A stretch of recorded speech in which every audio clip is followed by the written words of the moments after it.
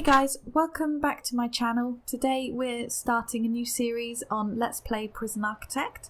So for our first episode we're just going to be picking what we're going to go for and planning the prison. So I've decided I want to go with the female prisoners because it adds a little bit more complexity with the nurseries and the family cells. And now I just have to pick my warden.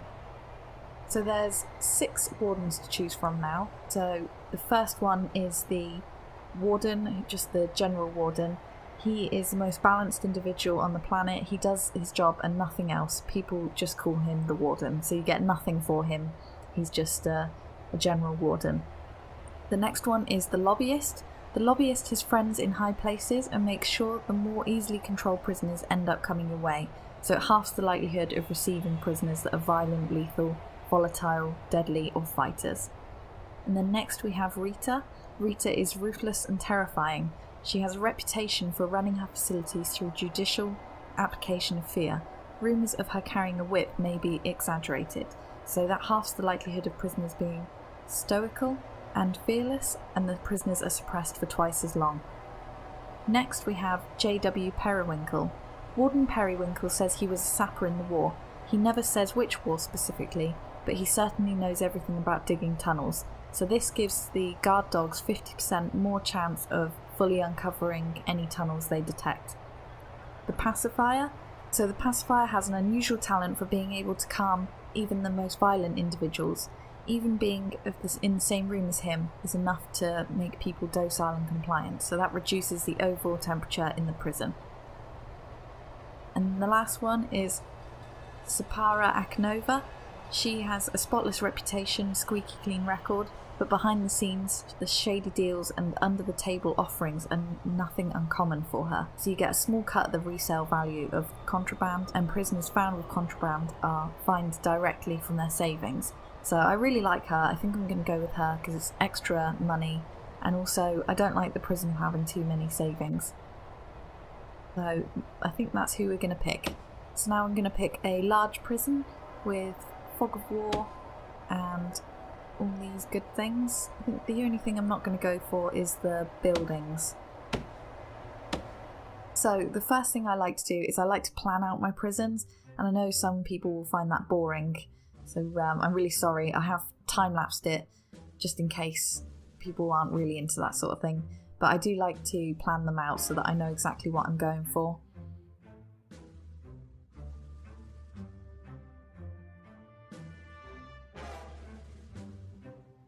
So here you can see I've done 2 entrances. One's the entrance and one's the exit. And the one at the top is going to be for the reception area, and then the one at the bottom, that is going to be for the parole offices. So this little bit here is a bit for the storage. Now I like to give the workers something to do while I'm planning. So I asked them to dismantle all the trees that are going to be around the perimeter, because I know that those trees are definitely going to need to come down. So that's what I get them to do. So I put down a bit of storage at the front of the prison so that they've got somewhere to put them all, and get them to do that to start off with while I plan. I'm going to do some classrooms down here on the bottom. I like to do them next to the corridor for the staff only, so that they can get there without having to go through the prison. And then the offices up here at the top for the same reason, so that they can use the corridors. So I'm going to make 5 offices and a staff room, and then I sort of can't decide where I want to put the power and things, so I was going to put it out there in the right hand side, but I've decided to make a little room for it now. And then this little area here I'm going to use for the dog patrol area and the kennels. So I also like to do the medical centre on the sides, as I think it's good for the morgue. They don't have to walk the dead people through the prison. So I like to put the psychologist's office, the morgue and the medical ward next to each other in one area. And then I also like to have the kitchen in the front of the prison so that the cooks don't have to take all of the food very far.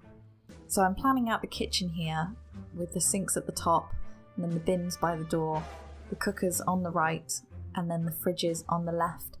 And I like to plan it out like this just because I've made so many messy kitchens before and I'm really not very good at it. So if I don't plan it like that, then I make a giant mess of it and don't make the room big enough or too big and I can't fill it up.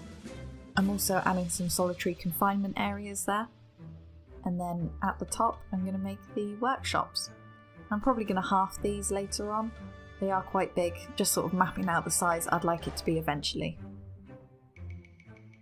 I'm putting in some of the pathways just so that I can picture what it's going to look like when it's done, which parts are going to be outside and inside.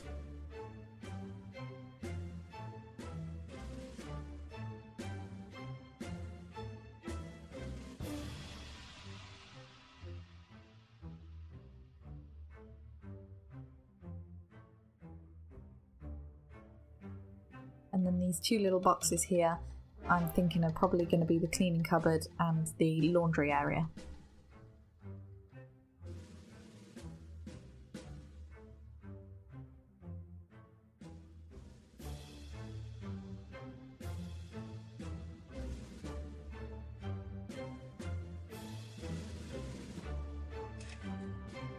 So I decided to put down some foundations, and the first thing I'd like to do is get some of the offices.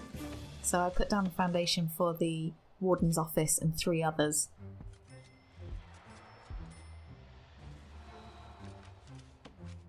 And then I decide the next thing is to put down the first of the surrounding walls. Now I do them as fences just because it's cheaper, and when you start out in the game you don't really have a lot of money. So you need to try and make it go as far as possible. And the brick walls are quite expensive and I don't really think they offer anything extra.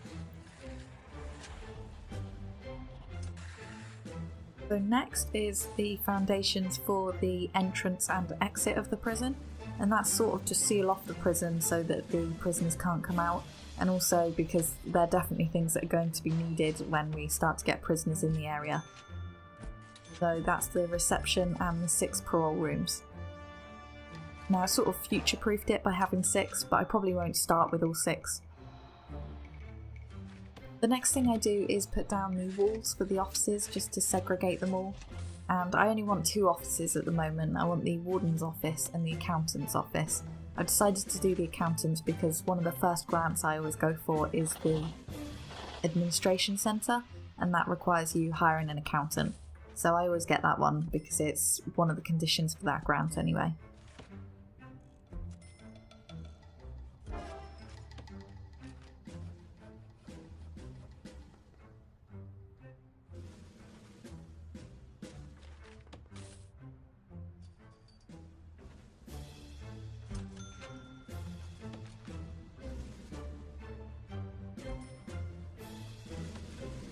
So the first grants that I'm going to go for are the Basic Detention Centre and the Administration Centre.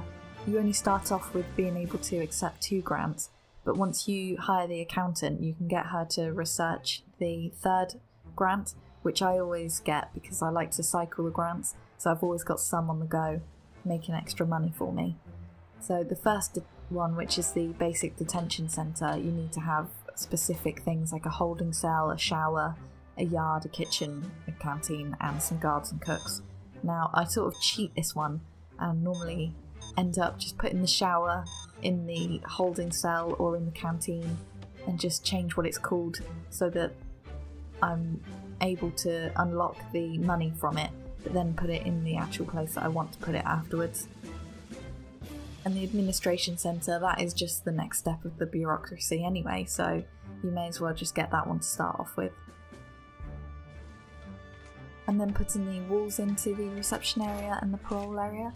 And like I said before, I'm only going to put in 3 of the parole rooms to start with. So I've made the reception area and I'm just putting in the furniture required to reach the room requirements so that it is actually used. If you don't meet the minimum room requirements, then the AI don't actually use the room, so it's important to make sure that you always have that.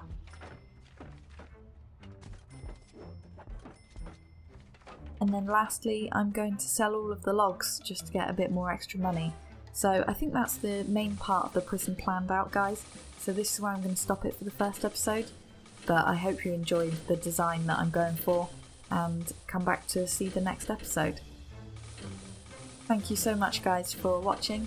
Please like, comment and subscribe, and next week is probably going to be another City Skylines video, but I'm going to be putting these on in between my videos, so hopefully you enjoy it and let me know what you think. Thank you, bye!